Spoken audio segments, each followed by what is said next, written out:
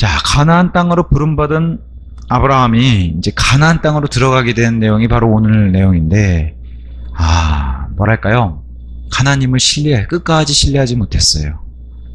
그렇게 되면은 이제 자기 생각, 자기 뜻이 들어가게 되는데, 그러면서 이제 나온 열매가 이집트로 내려가게 되는 불순종의 사건이 벌어지는 내용이 바로 오늘 내용입니다. 자, 아브라함이 이제 갈대아 우루, 옛 바빌론 땅에서 부름받아가지고 나왔는데, 하란에서 25년을 멈춰 섰죠. 그래서 아버지 테라가 죽을 때까지 거기서 살다가, 비로소 아버지가 돌아가신 뒤에 이제 다시 한번 강을 넘어서 본격적으로 가나안 땅 들어온 내용이 오늘부터 시작하는 겁니다. 5절 6절 아브라함을 부르셨어요. 5절 6절 그리하여 아브라함이 자기 아내 사레와 자기 조카 롯과 그들이 모은 그들의 모든 재물과 하란에서 그들이 얻은 혼들을 데리고 갔더라. 그리고 그들이 가나안 지역으로 들어가려고 출발하였으며 그들이 가나안 지역으로 들어갔더라. 그리고 아브라함이 그 지역을 통과하여 시켐이라는 곳으로 들어가서 모래의 평야까지 이르렀더라. 가나안족이 그때는 그 지역 가운데 있었더라. 자, 하란에서 아버지 테라가 죽은 후에 그들이 얻은 모든 것, 여기에는 가축도 있고 사람도 있고 종들도 있고요. 그러면서 그러면서 이제 이 모든 것과 함께 가나안 지역으로 출발하여서 들어오게 됐어요. 지난 시간 제가 말씀드린 대로 롯을 데리고 들어오는 것, 아니면 롯이 딸려오는 것은 하나님의 뜻이 아니었어요. 그런데도 불구하고 롯이 다시 가나안 땅으로 들어와서 결국엔 이게 나중에 문제를 일으키죠. 그걸 아시고 하나님이 고향과 친족부터 분리하라고 하신 명령이 있었는데도 불구하고 어쩔 수 없이 롯이 같이 가나안 땅에 들어오게 됩니다. 자, 얻은 모든 혼들, 여기 이런 표현 썼죠. 5절에 그들이 얻은 혼들을 데리고, 이 혼들이란 표현, 그래서 구약에서는 이 영혼, 몸, 이 삼중구조에 앞서서 생명이란 뜻을 가지는 의미가 크게 쓰였어요. 심지어 여기 혼들, 그래서 구약 성경엔 심지어 짐승에게도 혼이라는 표현을 써요. 그래서 사람만 삼중구조가 아니라 짐승도 영혼, 몸의 삼중구조를 갖는다라고 돼 있어요. 그래서 전도서 3장 10절에 그 유명한 짐승의 영은 땅으로 내려가고 혼도 소멸되는 거예요. 짐승도.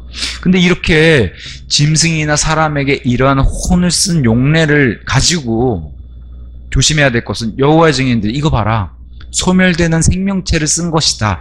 그래서 무덤에도 혼이 들어갈 수 있다라고 주장하는 게 여호와의 증인들이고, 우리가 봤을 땐 교리적으로 불가능하죠. 무덤에는 몸이 들어가지 혼이 들어가는 게 아니잖아요. 혼은 지하 세계인 음부로 들어가서 낙원인 쪽으로 가든지 아니면 불이 타오르는 지옥으로 가든지 이렇게 나눠지는데, 자, 짐승을 혼이라고 표현한 그 성경 구절을 한 구절 볼까요? 민수기 31장 28절 이렇게 되어 있습니다. 그런 다음에 전투에 나갔던 전사들에게서 주께 드리는 공물을 징수하되 인간들 중에서도 유구들 중에서도 나귀들 중에서도 양들 중에서도 500혼, 이거 각각 사람, 유구, 나귀, 양들도 500혼들이라고 여기다 표현을 썼어요. 짐승에게조차도. 짐승의 생명을 뜻할 때도 이런 단어를 썼다는 거 기억하면 좋을 것 같습니다. 이게 점진적으로 계시돼서 신약에 가선 영혼 몸이 뚜렷하게 삼중구조로 이제 하나님이 계시해 주시는 거예요. 구약이기 때문에 이게 약간은 그림자처럼 이렇게 보여주는 그런 의미를 기억하면 좋아요. 자, 가나안족은 여기 지금 가나안 땅에 들어왔기 때문에 가나안족이 살고, 가나안족의 조상은 창세기 10장에 나온 것처럼 함입니다. 함. 그래서 가나안족은 함의 후손으로, 그래서 함족에 대한 계보가 나왔을 때 계속 강조했던 게 뭐예요? 함은, 특히나 가나안은 종들의 종이 되고 셈족의 종이 된다. 9장 25절 26절 계속 강조했어요. 종이다. 이 함족의 후손은 계속 종이라고 강조하면서, 그럼 보세요. 셈의 후손인 아브라함을 함의 후손인 가나안 족속들이 섬겨야 되는 종이에요. 가나안에서 이게 부딪히는데 이 종들이 자기가 섬겨야 되는 셈족의 후손들을 오히려 다스리려고 하면 문제가 생기는 거예요. 그래서 가나안 땅에 문제가 생깁니다. 자, 가나안족 가운데서 섞여 사는 족속 중에 또 이스라엘과 밀접한 관련이 있는 족속이 바로 필리스티아 족속이에요. 필리스티아 족속에서 필리스티아인들, 그의 과거 블레셋이라고 불리는 필리스타인인들, 이게 지금 현존하는 팔레스타인이죠. 우리 성경에 필리스타인들로 등장하게 되는 이 필리스티아 족속들의 아버지가 미즈라임, 함의 아들들 가운데 미즈라임. 재밌는 게 있어요. 이 미즈라임 가운데서 무슨 임 이런 그 후손 아들들이 계보가 쭉 나와요. 다른 함의 아들들과는 달리 모모임에서 이렇게 엘로힘 같은 복수의 단어들이 많이 등장하는데, 묘하게도 이 미즈라임의 아들들 가운데서 나타나는 게 거인들입니다. 거인들. 필리스타인 안에서도 거인이 탄생하죠. 그래서 유명한 그 골리앗이 필리스타인에서 탄생하네요. 이 거인들의 족속과 가나안 족속이 섞이는 그런 모습도 보여줍니다. 그리고 이 가나안 땅 안에도 거인들이 살았어요. 신명기 2장 10절에서 21절 안에 기록되어 있는 아낙 족속 들어보셨을 거예요. 아낙 족속, 그 다음에 르파 족속, M 족속. 이게 이제 미즈라임의 후손 이런 M 족속 자체가 아예 키가 큰 거인들이라고 기록이 되어 있습니다. 이게 이제 가나안 땅에 그 메시아의 피를 계보를 또 망가뜨리려고 하는 마귀의 계략, 창세기 홍수 그 노아의 날들에서 한번 이렇게 시도를 했던 그거를 계속해서 시도하는, 그래서 노아의 날들 이후에도 계속 이런 강력한 자들이 있고 사람의 딸을 취해서 거인들이 계속 탄생하는 이런 일들이 훗날에도 있을 거라고 했는데, 그게 바로 가나안 땅 이스라엘이 점령 전에 있었고, 그 다음에 나중에 다윗 시대에도 골리앗이라고 하는 그 골리앗의 5명의 거인들이 등장하는 걸로 이제 성경이 얘기하고 있습니다. 자, 아브라함 통해서 또 보여주고 싶으신 거에 하나 더. 자, 이 여정이에요. 단순히 그냥 여행의 여정이 아니라 믿음의 여정 단위를, 그것을 계속해서 아브라함을 통해서 보여주는 거예요. 그럼 아브라함이 이걸 통해서 뭘 보여주냐? 성장을 계속 보여줘요. 성장. 근데 가나안 땅에 딱 들어왔는데 아브라함이 이 족속들하고 친화적으로 지내는 게 아니라 가나안 땅에서 문제가 생기는 이 족속들하고 뭐가 문제가 생겨요? 영적 전쟁이 생긴다는 것을 훗날에, 그래서 아브라함의 뒤를 이어가지고 이스라엘 민족이 탄생했을 때도 동일하게 가나안 땅에 들어서 뭘 벌여요? 영적 전쟁. 실질적으로 물리적인 전쟁을 통해서 이렇게 치열한, 그래서 이 이스라엘의 탄생, 이집트에서 탄생돼서 구출받아가지고 구원받았죠. 광야에서 하나님과의 밀접한 관계를 가지면서 성장하죠. 그 성장 가운데 실패도 많아요. 그러면서 가나안 땅으로 들어갈 때는 실질적으로 전투를 할 수 있는 훈련된 군사로 이 광야에서 훈련받고 실제로 가나안 땅 들어가서 전쟁을 벌이죠. 그게 우리의 믿음의 여정하고도 동일하다는 거예요. 우리도 구원받았다고 해서 끝난 게 아니에요. 광야 생활도 있고 우리 안에서 가나안 땅의 영적인 정복의 생활도 있고, 이게 다 이스라엘의 그 예표를 통해서 우리도 고스란히 믿음 생활에 그런 것들을 한다는 거예요.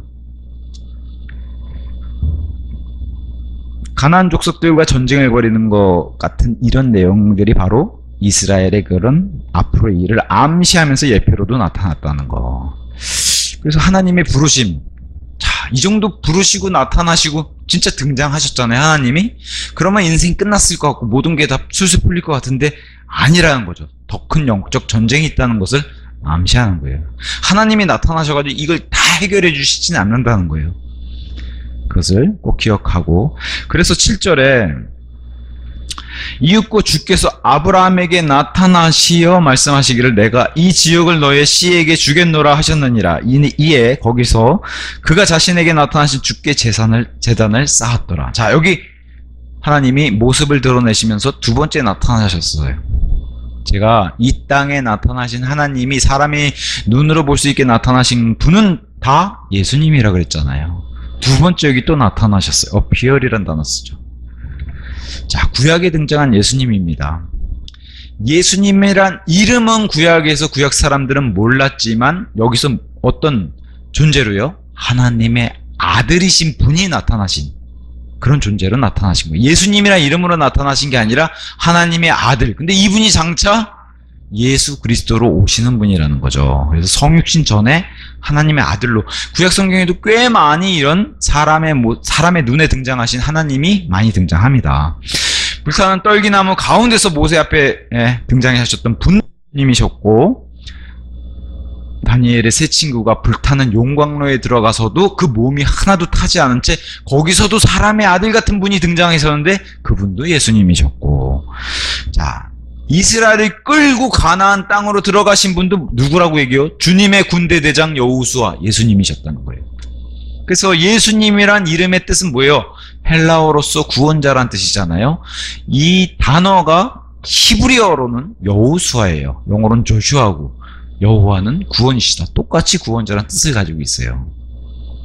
근데 구약에서는 자꾸 예수님이 등장한 적이 없다고 말을 뭐랄까요? 조금 왜곡하는 거죠. 구약에서도 분명히 여호수아라는 이름으로 그래서 신약 성경에까지도 기록해 주고 있고, 그 기록되어 있는 여호수아라는 이름을 다른 성경들이 예수로 오히려 변개해가지고 고쳐놓는 그런 역사도 일어나게 되죠. 자, 사도행전 7장 1절에서 3절 스데반 설교 가운데 분명히 아브라함에게 나타나신 예수님 이렇게 말씀해 주셔서 기록해 주셨어요. 그게 첫 번째 나타나심, 그 다음에 12장 7절에 두 번째 나타나심, 똑같은 얘기를 하셨어요. 첫 번째 나타나셔서도 고향과 친족을 떠나서 너는 알지 못하는 그 지역 가나안 땅으로 가라. 순종했죠. 여기서 물론 고향만 떠났지 친족을 떠나지 못하는 그런 부분이 있었습니다. 그래서 함께 가는 것은, 친족과 함께 가는 것은 하나님의 뜻이 아니었어요. 믿음은 항상 하나님 말씀대로 하는 게 믿음이에요. 아브라함처럼 이런 식으로 반만 걸쳐서 하는 것은 결국엔 믿음이 아닌 거죠. 이건 완전한 순종이 아니죠. 완전한 순종이 아닌 것은 결과적으로는 불순종이라는 거예요. 우리가 진실과 거짓을 얘기했어요. 진실에다 거짓을 좀 더했어요. 그러면 그걸 사람들이 이 부분은 진실이고 이 부분 거짓이고, 아니죠. 결국에 그 둘이 합쳐지면 거짓이 되는 거예요. 99% 진실에다가 1% 섞으면 어떻게 해요? 그 1% 때문에 거짓이 되는 거예요.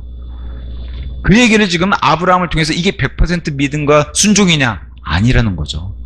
섞여가지고 결국엔 불순종이 됐다는 거예요. 근데 섞이게 된 이유가 뭐예요? 100% 하나님을 신뢰하는 게 아니란 거, 확률이 떨어져 버려가지고 100%에서 밑으로 떨어져 버리니까 내 생각을 집어넣고 하나님이 다 해주시진 않겠지라는 생각, 내 마음과 내 생각과 내 뜻이 들어가면서 이집트로 가게 되는, 그래서 굉장한 예표를 가지고 굉장한 의미를 가지고 가요. 이집트는 세상과 죄와 마귀를 상징하기 때문에 결국에 하나님께 불순종하고 신뢰를 안 하게 되면 어떻게 돼요? 세상에 기대고 마귀에 기대고 순종하지 못한 자세로 믿음을 버리고 가게 된다는 엄청난 이런 뜻을 암시하게 되는 거, 오늘 아브라함이. 그래서 여기 12장 7절에 분명히 하나님께 이 땅을 주시겠다는 약속을 받고서 제단을 드렸잖아요. 13장 4절에 똑같은 이 장소에서 제단을 드려요. 그럼 마치 이집트로 내려가지 않았으면 좋았을 것을, 이 사건을 통째로 드러내시는 거예요. 없앨 수는 없어요. 이 사건을, 일어난 일이기 때문에. 그럼에도 불구하고 이 똑같은 사건을 왜 놓냐? 안 했으면 좋았을 일이란 거를 성경에 기록해 놓는 거예요. 그래서 다시 이집트 내려가서 그 고생을 하고 다시 올라와서 이 자리에서 똑같이 제단을 드리고, 아브라함이 성장과 회개한 모습의 아브라함으로 똑같은 제단을 드려요. 똑같은 장소에서 똑같은 방향 북쪽을 바라보고 베델과 아이 사이에서 똑같이 드리는 제단. 전문 용어로 데자뷰라고 해요. 데자뷰. 마치 똑같은 장면이 반복되는 것처럼. 그래서 이런 부분적인 순종, 일부만 믿는 거, 이거는 믿음도 아니고 순종도 아니라고 해요. 결과적으로는 거기에 자기 생각, 자기 의, 자기 뜻이 들어갔기 때문에 안 된다는 거예요. 이러면 불순종이에요. 순종이 아니라. 야, 아브라함의 이런 사건을 통해서 낙스 목사님이 이렇게 얘기했어요. 자, 우리는 믿지 않는 부모님이 계시면은 그 부모에게 무례하게 대하거나 대적할 필요는 없다라고 얘기를 해요. 성경에 그러라고 하지도 않고. 그렇다 해도 그 부모, 지금 아브라함의 부모는 철저하게 누구였어요? 우상숭배자였어요. 우상숭배자. 부모가 섬기는 신에게 부모에게 경배하기 위해서 하나님을 따르지 않는 것은 어리석은 일이다. 너무 당연하지만 이렇게 했어요. 그것 때문에 철저하게 분리시키려고 했었어요. 하나님은. 친족과 잘 지내는 거, 형제들과 잘 지내는 거 좋은 일이에요. 근데 분명히 그 친족과 잘 지내는 일이 하나님을 섬기는 것과 충돌한다면 어떻게 돼요? 반드시 선택해야 되는 이 일, 그 기로에 선다는 거예요. 어려운 일이에요. 그럼에도 분명한 거, 반드시 이쪽 아닌 저쪽, 양쪽을 거칠 수는 없다는 거예요. 믿음은 그런 게 아니라는 거죠. 둘 중에 하나라는 선택을 해야 된다는 거, 반드시. 자, 참된 하나님을 나는 섬기고자 하는데 우상숭배자들이 방해해요. 근데 그 우상숭배자가 나의 부모고 형제고 친족이라면은 심지어 고향을 떠날 뿐 아니라 이 세상에서 내가 사랑하는 사람들로부터도 떠나야 한다라고 아브라함께서 얘기하시는 거예요. 근데 이걸 생각하셔야 돼요. 나의 부모와 나의 형제와 나의 자식이 내 게 아니에요. 우리는 그래서 청직이라는 호칭을 우리에게 붙이죠. 너에게 맡겨준 거다. 자식들은 오히려 너에게 맡겨준 거다. 네 게 아니라는 거예요. 하나님 거라는 거예요. 그걸 잠시 내가 맡아서 하나님 편으로 올바로 돌이키게 하는 그런 잠시 맡겨진 우리의 임무지 내 게 아니란 거예요. 그걸 내 거라고 생각하는 순간 아브라함처럼 육신적인 행동, 아내를 사랑하거나 아담처럼 하나님 말씀 대신에 이브의 말을 듣는다. 이런 열매가 난다는 거예요. 결국에 중요한 건 뭐예요? 아무리 나의 사랑하는 가족, 자식, 부모가 나를 등지고 나를 핍박하고 박해한다고 해도 하나님을 선택해야 되는 게 그게 하나님이 제시하신 정답이에요. 제가 다시 한번 말씀드리지만 하나님을 섬긴다고 해서 이걸 교회의 충성으로 생각하면 안 돼요. 이거 참 오해하시면 안 돼요. 하나님을 바르게 섬기면은 우리가 교회에서 어떻게 행동해야 되는지가 너무 우리 스스로도 대답할 필요 없이 너무 잘 알고 있을 거예요. 굳이 이 답을 말씀드리지 않아도 하나님을 제대로 섬긴다면 우리가 교회에서 어떻게 생활하는지는 우리 스스로도 너무 잘 알고 있다는 거죠. 마음과 자세가 어떠해야 되는지는. 그래서 아브라함의 이런 모습이 우리에게 굉장히 교훈이 됩니다. 왜냐? 우리 역시도 하나님으로부터 생명을 얻고 다시 태어나서 예수 그리스도의 몸에 속하는 그런 신약 성도가 구원받은 그런 사람이 됐다면은 이전에 즐겼던 것들, 제가 말씀드린 거의 99%일 거예요. 이전에 즐겼던 99%에서는 다 떠나야 된다.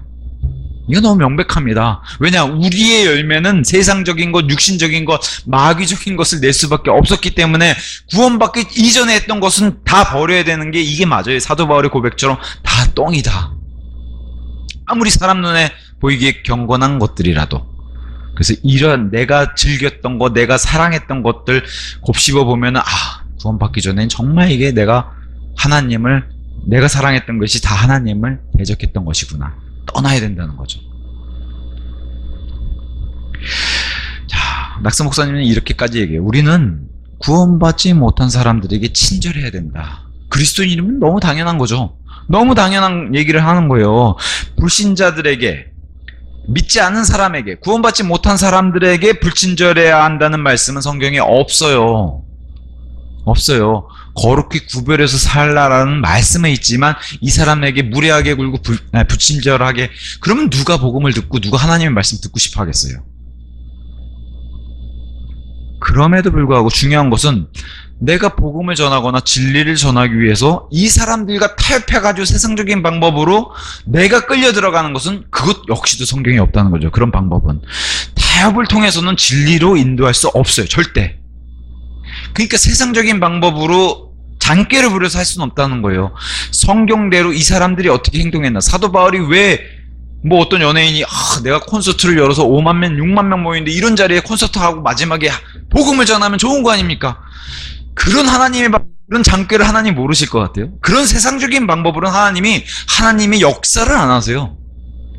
하나님은 철저하게 한 명이라도 하나님의 방식대로 하는 것을 기뻐하시고 그렇게 해서 하나님이 진리가 전달이 되지. 안 그러면 뭐 우리가 뭐 진짜 어마어마하게 사람만 끌어모을 것 같으면 진짜 막 돈이라도 쏟아 부어가지고 사람만 모아서 막 귀에다가 때려 붙죠. 안 된다는 거예요. 그런 세상적인 방법으로는. 아브라함에게 하나님이 그들을 사람을 구하고 싶다고 너가 칼데아 우르로 끌려가면 안 된다는 거예요. 너무 명백하죠. 칼데아 우르나 이집트는 안 된다는 거예요. 다 세상적인 거고 육신적인 거니까. 원래 있던 장소고. 그런 데선 절대 심지어 너희 아버지도 구원 못 시킨다. 칼데아 우르로 돌아가면은 어떻게 돼요? 아버지가 또 우상을 섬기고 거기서 그죠? 그런 데로부터 구별해가지고 그거 못하도록 나왔는데 글로 끌려 들어가서 그걸 다시 하게 하면은 절대 안 된다. 그래서 세상적인 방법으로는 하나님의 방법을 진행시킬 수 없다는 거예요. 항상 하나님은 첫째 자리에 자신을 두기를 원하세요. 그게 하나님이세요. 그래서 누가복음 14장 25절 14장 15절에 25절에서 먼저 제가 읽어볼게요. 25절. 이후에 수많은 무리들이 그분과 함께 갔는데 그분께서 돌아서시어 그들에게 이같이 말씀하셨느니라. 누구든 나에게 오면서도 자기 아버지와 어머니와 아내와 자식들과 형제들과 자매들과 진정 자기 자신의 생명까지도 증오하지 않는다면 그는 나의 제자가 될 수 없느니라. 공생의 기간에 물론 특수한 상황이 있긴 하지만 중요한 건 뭐예요? 하나님을 첫째 자리에 놓느냐, 그 얘기예요. 사실은 첫째 자리에 하나님보다도 나의 부모님이나 나의 자식들을 먼저 그 자리에 놓고 하나님을 둘째로 놓는다면 절대 하나님을 따를 수 있는 자가 될 수 없다라고 하나님이 얘기하시는 거예요. 그래서 그리고 누구든지 자기 십자가를 지지 않고 나를 따라오는 자는 나의 제자가 될 수 없느니라. 그러므로 너희가 한번 계산을 해봐라. 저기 망대를 건설하려고 작정하면서 먼저 앉아서 자신이 그것을 완공하게 충분히 가지고 이게 건축 비용이 있는지 그 비용을 계산해보지 않겠느냐. 너무 당연한 얘기를 하시는 거예요. 이는 그가 기초를 놓은 뒤에 그것을 완공하지 못해 그것을 보는 자들 모두가 그를 비웃기 시작하며 말하기를 이 사람이 공사를 착수하기는 하였으나 완공하지 못하였도다. 왜 그래요? 돈이 모자란 계산 잘못해서. 그렇게 비웃음 당하지 않도록 잘하라는 거예요. 또 전쟁을 치르려는 또한 어떤 왕이 또 다른 왕을 대적하여 전쟁을 하려고 하면서 먼저 앉아 2만 명을 거느리고 오는 그를 자신이 1만 명으로 대적할 수 있는지 심사숙고해 보지 않겠느냐. 우리가 유리한지 안 한지, 무기가 유리한지 안 한지, 숫자가 적어도 우리가 더 센지 안 센지 계산해 보지 않겠느냐, 이 얘기예요. 그렇지 않다면 아직 다른 왕이 매우 멀리 떨어져 있을 때 그는 사절을 보내서 화친을 위한 조건들을 요청하리라. 친하게 지내다던가 평화협정 맺는다던가 아니면 다른데 연합군을 구축해가지고 치려고 해야지 그냥 앉아서 계산도 안 해보고 하면 당하지 않겠냐. 자, 그렇게 누구든지 이와 마찬가지로 너희 중에 자신이 소유한 것을 모두 버리지 아니하는 자는 나의 제자가 될 수 없느니라. 아브라함에게도 동일한 이 출발을 하신 거죠. 자, 심지어는 요 말씀 앞서서 15절에서 21절 똑같은 누가복음 14장인데 자 15절 이에 그분과 함께 앉아 식사하고 있던 자들 중 하나가 이런 것들을 듣자 그가 그분께 말씀드리기를 하나님의 왕국에서 빵을 먹을 자는 복되나이다 하였더라. 그때 그분께서 그에게 이같이 말씀하셨느니라. 어떤 사람 한 명이 성대한 만찬을 마련하고 많은 이들을 초대하였느니라. 그러고는 만찬 시간에 자신의 종을 보내서 초대받은 자들에게 오라. 이는 모든 것들이 지금 준비되어 있기 때문이라 하고 말하게 하였느니라.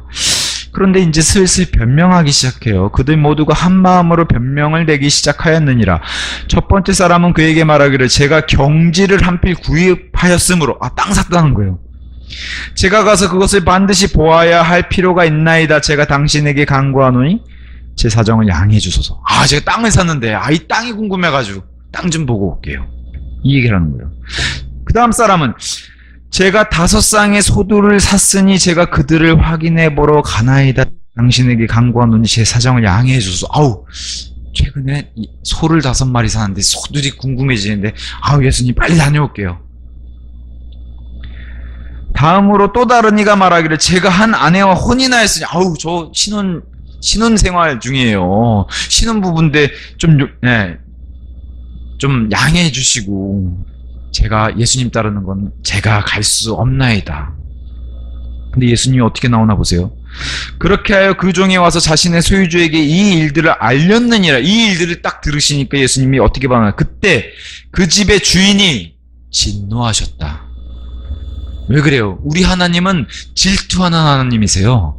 우리 하나님 자리에 이런 것들, 이런 육신적인 것들, 세상적인 것들을 하나님 대신에 채우면 하나님은 질투하세요.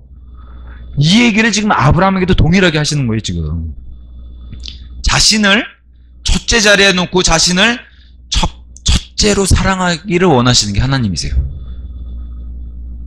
마음을 다하고 혼을 다하고 힘을 다하고 생각을 다해서 주 너희 하나님을 사랑하라. 이게 첫째 명령이에요. 가장 큰 명령. 아브라함에게도 아브라함이 이 본보기를 보여줘야 돼요. 근데 시작부터 실패했어요. 아브라함도 저와 여러분과 동일한 사람이기 때문에 실패할 수 있다는 걸 보여주는데 그 믿음의 여정에서 실패할 수 있다는 걸 보여주는 거예요. 자, 우리 예수님은 이런 걸 통해서 예수님 너무 그냥 욕심쟁이, 가정을 파괴하시는 분 아니야? 아니에요. 오히려 바르게 믿어가지고 진리가 들어가게 되면 가정이 오히려 진짜 바로 서는 거예요. 가정에 안 믿는 사람들과 타협을 해서 오히려 가정이 평화로운 것처럼 보여도 그건 하나님 눈에는 올바른 가정도 아니고 언제든지 무너질 수 있는 불안정한 가정이에요. 하나님은 오히려 가정을 세우시는 분이시잖아요. 올바른 가정으로. 오히려 진리가 들어가고 진리 안에서 굳게 서 있어야 가족을 바르게 인도할 수 있고 그 가정이 바르게 쓴다는 거예요. 빌립보 간수에게 주 예수 그리스도를 믿으라. 그리하면 너가 구원받는 게 첫째고 그게 중요하고 그 다음에 너의 집이 구원을 받으리라. 진리가 들어가면 이렇게 가정을 바로 세우실, 그리고 이게 하나님의 뜻이라는 거죠. 자, 8절에 그런 다음에 그가 거기서부터 베델의 동쪽에 있는 산으로 옮겼고 그의 천막을 쳤는데 서쪽에는 베델이 동쪽에는 하이가 있더라. 그리고 거기서 그가 주께 제단을 쌓고 주의 이름을 불렀더라. 하나님이 약속해 주시니까요. 너의 씨에게 주겠노라. 이 지역을, 가나안 땅을 이렇게 얘기하시니까 여기서 아브라함이 감사의 제단을 드렸어요. 예배를 드린 셈이죠. 왼쪽은 베델, 오른쪽은 하이. 왼쪽은 하나님의 집, 오른쪽은 페어더미. 이렇게 북쪽을 바라보고서 동일하게 13장 4절에 요 동일한 장면이 똑같이 연출됩니다. 13장 4절. 처음에 그가 그곳에서 만들었던 제단의 장소, 이 동일한 장소에 이르렀더라. 그리하여 거기서 아브라함이 주의 이름을 불렀더라. 또 똑같은 자리에 이렇게 썼어요. 데자뷰처럼. 그러면서 이 사이에 무슨 일이 일어나냐? 이집트로 내려갔다 올라오는 일이 생겨요. 없었으면 좋았을 것을. 없었으면 좋았을 텐데 똑같은 장면을 만들어 놓고 이집트로 갔다가 와야 되는 사건이 벌어져요. 그래서 믿음이 없이 행한 이 일을 하나님이 얼마나 기뻐하시지 않으시는지 하나님은 분명히 히브리서 11장 6절에 말씀하셨죠. 믿음이 없이는 하나님을 기쁘게 해드리지 못한다. 너무 큰 진리예요. 믿음이 없이는 하나님을 기쁘게 해드리지 못하는데 여기에 아브라함이 믿음이 없이 기쁘게 해드리지 못한 일이 이집트에서 생겨버렸어요. 왜냐? 그분을 신뢰하지 않게 되면은 그 신뢰에 모자란 부분을 내가 채워야 돼요. 내 생각과 내 뜻을. 그래서 이집트로 내려가게 되는 거예요. 자, 9절 이렇게 해서 시작하게 됩니다. 먼저 가나안 땅에 두루두루 다니는 거 좋은 일이에요. 9절까지는 이후에 아브라함이 여정을 떠나, 자, 베델은 지금 예수님 공생으로 따지면 사마리아 땅이에요. 아직 남쪽으로 더 내려가면 예루살렘과 유다 땅이 있죠. 거기가 유대인 땅인데, 자, 아브라함이 여정을 떠나 남쪽을 향하여 계속해서 갔더라. 유대 땅까지는 괜찮죠. 그러면 멈출 때가 있어요. 유다의 경계, 이스라엘의 맨 아래 경계까지는 멈춰야 될 때가 있을 거 아니에요. 이걸 넘어가게 되면은 좌로나 우로나 치우치게 되는 거예요. 지나치게 되는 거예요. 때로는 하나님이 멈추라고 했을 때는 멈춰야 되는데 내 생각을 집어넣으면 지나쳐가는 거예요. 그래서 이것도 하나님의 질서를 무너뜨리는 거예요. 하나님의 질서는 균형도 있는데, 그러니까 치우치지 말아야 되죠. 어디 있어야 돼요? 올바른 곳. 아브라함이 있어야 될 올바른 곳은 가나안 지역 아니에요. 근데 그것을 벗어나려고 하는 게 지금 문제인 거예요. 때로는 멈출 줄 아는 그런 신자들이 돼야 되는데 그게 너무 지나치게 된 거죠. 그래서 10절에 그런데 그 지역 가운데 기근이 있었더라. 그리하여 아브라함이 이집트로 내려가 거기에 체류하고자 하였으니 그 지역 가운데 기근이 참혹하였기 때문이라.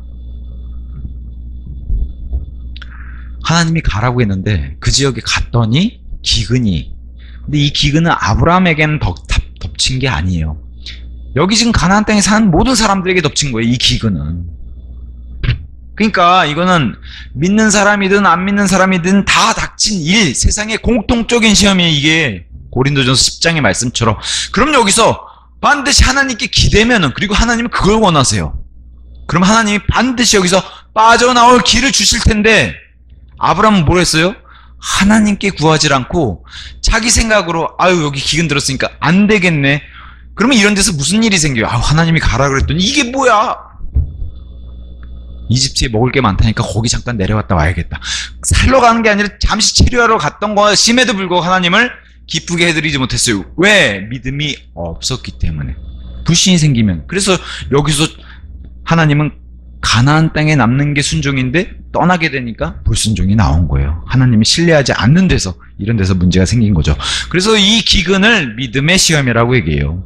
근데 아브라함만 당한 거 아니에요. 가나안 족속들도 다 당한 일인데 믿음의 시험에 기근이 딱 등장하니까 바로 그냥 넘어지는. 그래서 이 기근은 나중에 누구가 똑같이 이 패턴으로 오냐면은 이스라엘 백성이, 야곱과 그의 가족들이 가나안 땅에 다시 기근이 왔을 때 이집트에 가 있던 요셉, 그죠? 식량을 구하러 가잖아요. 기근 때문에. 그 동일한 패턴이 동일하게 진행이 됩니다. 창세기 후반부 41장, 43장에. 자, 하나님이 여기서 뭘 원하실까요? 믿는 사람들은 달라야 됐다는 거예요. 가나안 족속들과 다른 모습을 보였어야죠. 그래야지 가나안 족속이, 야, 하나님 섬기는 사람은 다르구나. 하나님 섬기는 사람, 그리고 아브라함이 이미 약속해 줬잖아요. 너가 복을 받을 거고 너 자체가 복이 될 거고. 그러면 아브라함을 통해서 차라리 하나님의 역사를 보여주는, 그게 하나님이 영광 받으신 일이고, 그리고 필요하시다면 하나님이 기적을 보여주실 텐데 아브라함이 절대 기대지 않았어요. 그래서 이런 신뢰가 무너져 버리면은 하나님을 정말 믿고자 하는 이런, 보세요. 아브라함 앞에 두 번이나 지금 강력한 모습으로 거부할 수 없는 계시를 하셨단 말이죠. 그런데도 안 믿는 게 사람이에요. 이걸 생각하셔야 돼요. 강력한 계시를 아니, 등장하셔가지고 하나님이 내 앞에서 눈에 보이는데 말씀하셨는데 그럼에도 안 믿는 거예요. 그래서 믿음이 하나님이 주시고자 하는 분량대로 내가 얼마든지 받을 수 있지만서도 내가 거부하면 이 믿음이 내 안으로 들어올 수 있는 공간이 없다는 거죠. 믿음은 항상 불변의 법칙이 들음에 의해 오고 들음은 하나님의 말씀에 의해 오는데, 그래서 보는 걸 통해서는 계속 하나님이 믿음이 성장 안 하는 것을 이렇게 조금씩 보여주시는 거예요. 창세기에서도. 자, 믿는 자들은 달랐어야 되죠. 불신과 불순종의 열매를 맺는 게 이제 이집트로 들어가게 되는데, 출발이 기근이었고, 이 기근은 뭘 낳아요? 하나님을 불신하게 되면서 불길한 예감, 거짓말을 낳았고, 이집트 내려서 결과적으로는 또 좌절하게 되고, 거기에 있는 세상 사람들에게 붙어서 또 마귀에게 붙어서 아첨해야 되고, 마지막 남은 결과는 뭐예요? 실패로 끝나요. 간증이 없어요. 내가 믿는 자라고 했다가 내가 가서 아내도 다 팔고 내가 망했어. 이게 간증이 될 수가 없잖아요. 이 철저한 실패를 보여주는 거예요. 근데 이 똑같은 일이 나중에 구원받고 나서 똑같이 또 벌어져요. 그건 나중에 가서 더 자세하게 살펴보기로 하고, 아브라함이 보여준 것은 믿음의 여정에서 실패한 모습을 보여줘요. 이것은 믿음도 아니고 불신이고 불순종이다. 아브라함이 이런 사건을 통해서 우리에게 똑같이 얘기해주는 거예요. 하나님의 뜻을 따르는 우리 신약 성도에게도 더한 일도 너희가 감당했어야 된다. 너희는 달랐어야 된다. 믿는 사람은 달랐어야 된다. 그래야 하나님이 영광 받지. 믿는 사람, 안 믿는 사람하고 똑같이 행동하던가, 안 믿는 사람처럼 그냥 육신적으로 이렇게 행동해버리면은 하나님을 믿으려고 하지 않아요, 이 사람들이. 가나안 족속도 이집트 사람들도. 스데반을 보라는 거예요. 스데반은 하나님의 뜻대로, 하나님의 뜻에 머물렀다가 하나님의 뜻대로 말씀을 선포했더니 죽어버렸어요. 돌 맞아서 죽었어요. 그게 하나님 뜻이었어요. 이 땅에서 무슨 복을 받고 무슨 고귀한 삶을 아니잖아요. 그런데도 하나님이 엄청 영광을 받으셨어요. 물론 아브라함의 경우는 이 땅에서 복을 약속받았으니까 아브라함은 복을 어마어마하게 받았어요. 하지만 저와 여러분은 이런 복을 주시겠다고 약속하신 적이 없기 때문에 이런 걸 기대면 안 된다는 거죠. 저와 여러분은 이런 안녕, 안정, 번영 약속해 주신 적이 없어요. 오히려 우리는 스데반 같은 그런 믿음의 삶을 하나님이 요구하시고 그런 삶이 우리랑 더 가까워요. 박해받는 삶, 없이 사는 삶, 그래야 우리가 오히려 올바르게 걸을 수 있는 가능성이 크지. 우리가 아브라함처럼 이런 복을 누리면은 저와 여러분도 다 도망갑니다. 하나님으로부터. 세상은 믿는 사람에게 합당한 장소가 아님을 히브리서 11장 38절에 얘기해주고 있잖아요. 자, 드디어 내려갑니다. 11절에서 13절. 그러고 나서 이러한 일이 있었으니 그가 이집트에 들어가려고 가까이 이르렀을 때 그가 자기 아내 사레에게 이같이 말하였더라. 이제 보라, 당신은 보기에 어여쁜 여자임을 내가 아노라. 그러므로 이러한 일이 있으리니 이집트인들이 당신을 보면 그들이 이 여자는 그의 아내라라고 말하리라. 그러면서 그들은 나를 죽일 것이나 그들이 당신은 살려두리라. 내가 당신에게 간구하노니 당신은 나의 누이라고 말하라. 이는 내가 당신으로 인하여 잘되고 나의 혼이 당신으로 인하여 살려함이라. 아내 팔아서 목숨 좀 건지려고, 당신이 너무 이쁘니까 가면은 나를 죽이고 당신을 탐하려고 할 텐데, 가지려고 할 텐데 이걸 막기 위해서 내 동생이라고 해라. 바로 죄로 연결돼요. 이집트는 이런 상징이에요. 세상과 육신과 마귀와 이러한 존재라고 이집트가 여기 처음으로 등장했는데 어떤 걸 보여줘요? 이집트는 세상이고 죄고 바로 연결되잖아요. 남편이 아내를 버려요. 남편이. 자, 예수님과 완전 반대되는, 예수님은요 저와 여러분 같은 신부를 얻기 위해서 자신의 목숨까지, 죽기까지 신부를 사랑했어요. 아브라함은요 아내 팔아서 자기 목숨을 구했어요. 반대의 모습을 보이죠. 남편이 아내를 위해서 목숨을 버리는 것이 예수님의 방식인데 그게 하나님의 방식이었는데 아내가 남편을 위해 오히려 목숨을 버리는 아브라함의 방식. 이래서 육신적인 죄라는 얘기를 하는 거예요. 영적인 사람은 남을 위해서 내가 희생하는 거를 영적인 삶이라고 얘기해요. 성경은 계속 그걸 얘기하고 하나님의 사람들도 그걸 했고 예수님이 그걸 가장 많이 그래서 희생양이 되신 분이시잖아요. 근데 육신적인 생각은 뭐예요? 남을 희생시켜서 내가 사는 거예요. 지금 아브라함이 보여준 게 그거였어요. 심지어 자기 아내, 가장 인간관계 중에서 무촌이에요. 1촌도 아니에요. 촌수가 없어요. 부부는. 촌수가 없는 자기가 가장 사랑해야 되는 아내를 자기 대신에 죽음으로 내몬 사람이 아브라함이에요. 그 아내를 희생시켰어요. 자, 분명히 아브라함은 복을 받고 복 자체가 된 사람이에요. 가면은 내가 이렇게 하나님께 복을 받고 잘 되고 이게 다 하나님의 은혜고 하나님께서 내게 복을 주신 겁니다 하는 이런 간증을 해야 될 사람이 이집트 내려갔다가 어떻게 해요? 간증을 잃어버렸어요. 아내를 지금 팔았는데 무슨 간증이 되겠어요? 그런데다가 이집트 내려가기 전에 지금 친신당부를 했죠. 사레에게. 내 아내가 아니라 누이라고, 동생이라고 하라고. 자기만 거짓말 하면은 그나마 나아요. 근데 누구예요? 아내에게까지 거짓말을 강요해서 시켰죠. 죄에 동참하게 만들었죠. 더 비참한 거 이런 간증이. 사람들이 거짓말하는 이유는 하나님을 두려워하지 않기 때문에 말하는 거예요. 그러나 믿음이 없이는 하나님을 기쁘게 해드리지 못한다. 계속 진리의 말씀이 계속 아브라함을 통해서 알려주죠. 어떤 사람이 얘기해요. 사레가 진짜 누이잖아요. 이복 동생 아닙니까? 누이 아닙니까? 근데 뭐예요?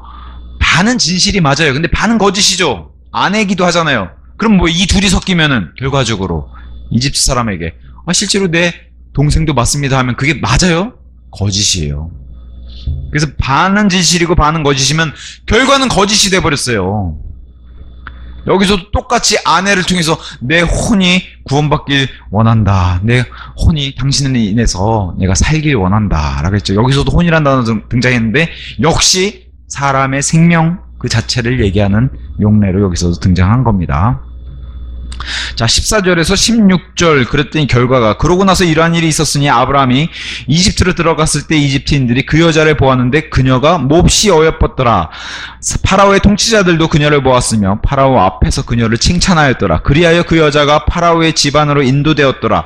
그러자 그가 그녀로 인하여 아브라함을 잘 대우하였더라. 그리하여 아브라함이 양들과 소들과 순하게들과 남종들과 여종들과 암나게들과 낙타들을 얻었더라. 아브라함이 하나님을 부인했어요. 빌립보서 1장 6절에 이런 얘기를 합니다. 바로 이것을 확신하노니 너희 안에서 선한 일을 시작하신 그분께서 예수 그리스도 날까지 그것을 완수하시리라. 그분은, 하나님은 신실하셔서 우리가 그분을 부인하더라도 하나님은 스스로도 자기 자신을 부인하실 수 없는 분이에요. 신실하시기 때문에. 아브라함은 이렇게 약속 못 지켜요. 그래서 제가 노아든 아브라함이든 아브라함의 언약이 아니라 아브라함과의 언약, 다 하나님이 스스로 약속하시는 거예요. 사람은 지킬 수 없어요. 약속을 하나님이시니까 지키시는 거예요. 이렇게 아브라함이 불순종하고 이런 실망스러운 모습을 보여도 하나님이 신실하시기 때문에 아브라함에 내가 복을 주겠다는 약속을 지키시는 거예요. 어떻게 지키시냐? 하나님은 아브라함이 이런 데 들어가서 이렇게 개차반인 이런 모습을 보여도 언제나 그 자리에서 옮겨지지 않고 하나님은 묵묵히 자신의 약속을 지키세요. 그래서 신실하신 분이라고 얘기하는 거예요. 아내를 팔아서 자기 목숨을 지켰어요. 막대한 부를 받았어요. 이게 좋아 보여요? 어떤 학자는 이렇게 적어요. 옆에서 롯은 신났다는 거예요. 예? 삼촌 이거 보세요. 아주 그냥 우리 이 좋은 집에 삐까뻔쩍한 자동차에 아주 오시면 뭐 이거 우리 평생 먹어도 그냥 쌓여만 이런 음식도 그렇고 이제 먹고 살 걱정 안 하니 얼마나 좋아요. 롯이 이런 얘기할 때 아브라함은 탄식을 한다는 거예요. 아내 뺏기고 이게 다 무슨 소용이에요. 17절에 19절 이에 주께서 엄청난 재앙들로 파라오와 그의 집에 재앙을 내리셨으니 아브라함의 아내 사레로 인한 까닭이더라. 그러자 파라오가 아브라함을 불러 이같이 말하였더라. 너가 나에게 행한 이 일이 무엇이냐? 어찌하여 너는 그녀가 너의 아내라는 것을 나에게 알리지 아니하였느냐? 어찌하여 너는 말하기를 그녀는 나의 누이라 하였느냐? 그렇게 해서 내가 그녀를 나에게로 데려와서 아내로 삼을 뻔하였노라. 그러므로 이제 너의 아내를 보라. 그녀를 데리고 너의 길을 가라. 아브라함은 가는 곳에 자신이 하나님께 받은 복, 그런 간증이고 하나님의 복 자체를 보여야 되는 그런 역할을 맡은 사람인데, 아브라함이 이집트 내려가서 파라오와 그의 집안에 뭐가 됐어요? 아브라함이 저주가 돼버렸어요. 그죠? 아브라함이 저주가 돼버렸어요. 저와 여러분 같으면 우리가 가는 곳에 정말 예수님 믿는다더니 어쩜 사람이 그렇게 올바라요? 어쩜 그렇게 사람이 그렇게 깨끗하고 순수하고, 정말 저도 당신을 보면 예수님 믿고 싶어요. 이런 얘기를 들어야지. 갔더니 예수님 믿는 사람 맞아? 뭐야? 뭐 안 믿는 사람보다 더하네. 근데 지금 우리의 현실이 이런 얘기를 늘 듣고 있으니까, 기독교가. 아브라함처럼 복이 돼야 되는데, 가는 곳마다 복이 돼야 되는데 어떻게 해요? 저주가 돼버렸어요. 오히려 파라오가 더 믿는 사람처럼 행동해요. 이 마귀 적그리스도의 상징인 파라오가 더 믿는 사람처럼 행동해요. 이게 지금 저와 여러분의 현실이 아닌가라는 생각이 들어요. 그리스도인은 이래서는 안 되는데. 아브라함은 여기 파라오에게 이렇게 고백하기 전에 이집트 들어올 때부터 목숨의 위태로움을 느끼고, 자기 아내가 너무 이쁘니까 이미 자기도 거짓말할 작정을 하고 사례도 거짓말을 부탁을 하고 이집트 들어와서 계속 이 거짓말을 했던 거예요. 이 보고가 어디까지 올라가요? 파라오의 통치자들을 통해서 왕의 귀에까지 들어가면서 왕이 부를 때까지, 그리고 왕이 확인할 때까지 이 거짓말을 계속한 거예요. 이런 거짓말을 해서 숨겨질 줄 알았다면 큰 착각이라는 거예요. 결국에는 다 드러난다는 거예요. 그게 어떻게 해요? 하나님은 심지어 이런 사람들 통해서도 증인들을 다 확보하고 계시지만, 하나님은 심지어 마음속에서 한 이 거짓말과 의도와 생각들까지 다 분별할 수 있는 분이기 때문에 이분을 두려워하라는 거예요. 심판날엔 이게 다 드러나기 때문에.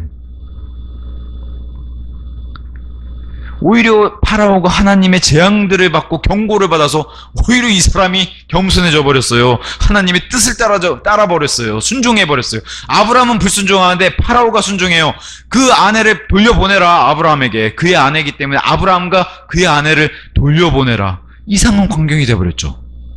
오히려 파라오가 뭐 아브라함이라는 사람이 가나안에서 들어와가지고 기근 때문에 왔다가 아내가 너무 이뻐서 동생이라길래 내가 아내로 삼으려고 그랬더니 세상에 결혼한 아내였지 뭐야. 그래가지고 하나님이 돌려보내라 해서 파라오가 간증하게 생겼어요. 이러면 안 된다는 거죠.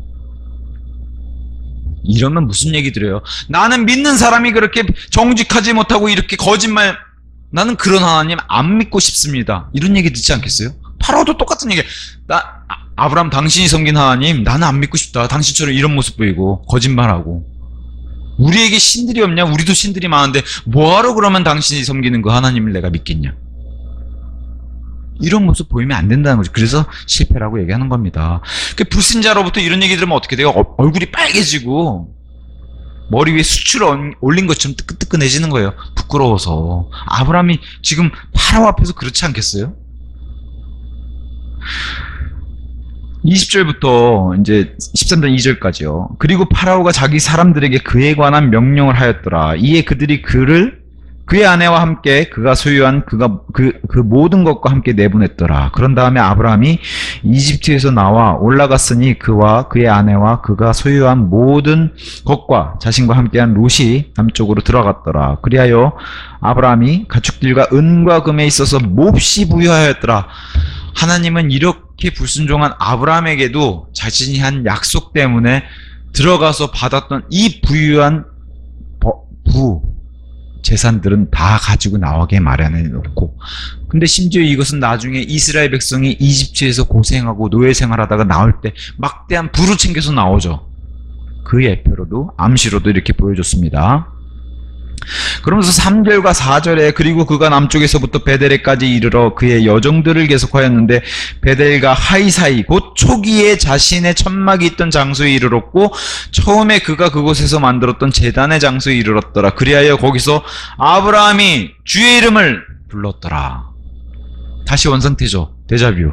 똑같은 장소에 와서 주의 이름을 불렀더라. 근데 하나님의 진리는 누구든지 주의 이름을 부를 자는 구원을 받으리라.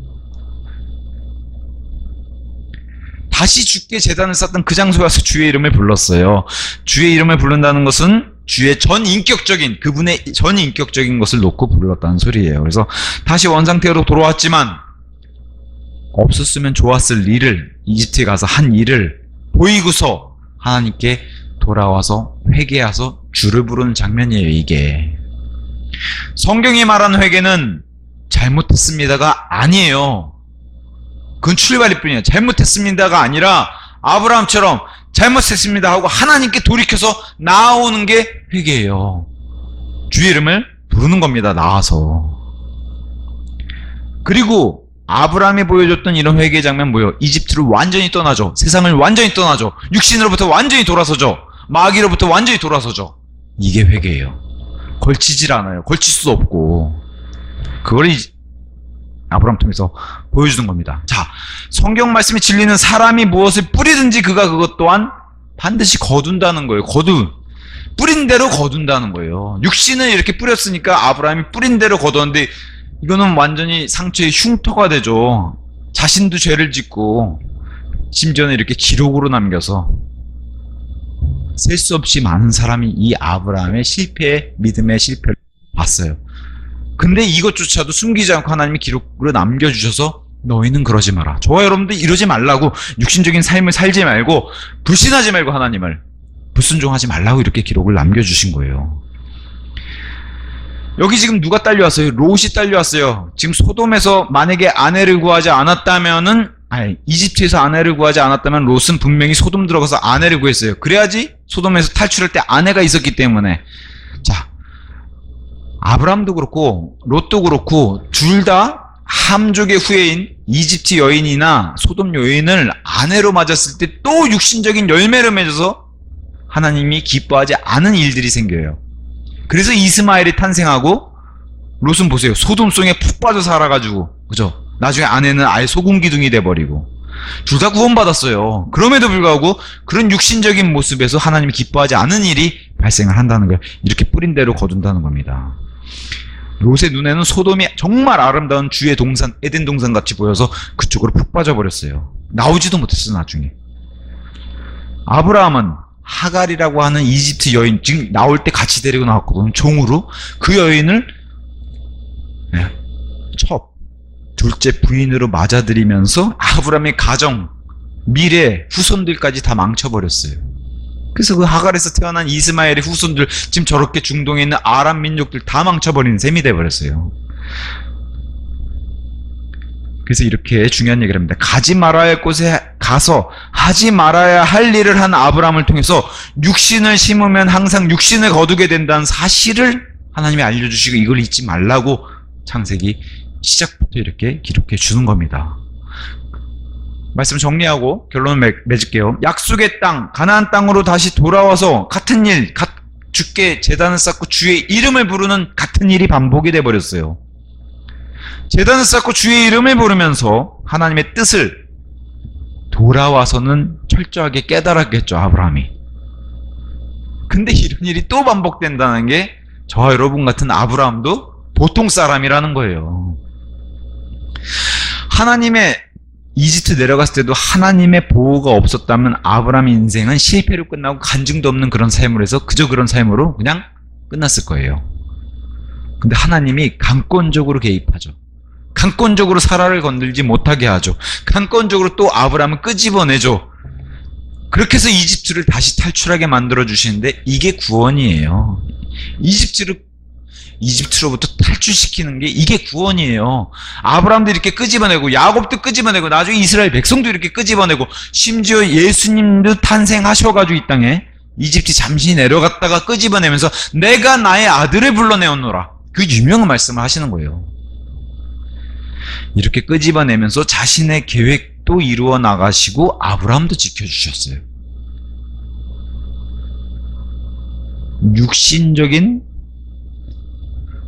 육신적인 불순종에서 나온 불신에서 나온 불순종, 육신에서 나온 불순종, 아브라함의 사례를 통해서 봤습니다. 자, 낙선호 목사님의 마지막 이 문구를 제가 읽어드리고 마칠게요. 잘 들어보세요. 왜 성경을 읽어도 아무 느낌이 없는지 아십니까? 왜 신앙생활이 무미건조한 것처럼 보이는지 아십니까? 하나님께서 하신 말씀에 순종하지 않기 때문입니다. 주님께서는 이미 주신 말씀에 순종하기 전까지는 다른 말씀을 주지 않으실 것입니다. 이미 주신 빛에 반응하지 않는다면 다른 빛을 비추어 주시지 않습니다. 이미 알려준 진리에 순종하지 않는다면 다른 진리를 알려줄 필요가 없기 때문입니다.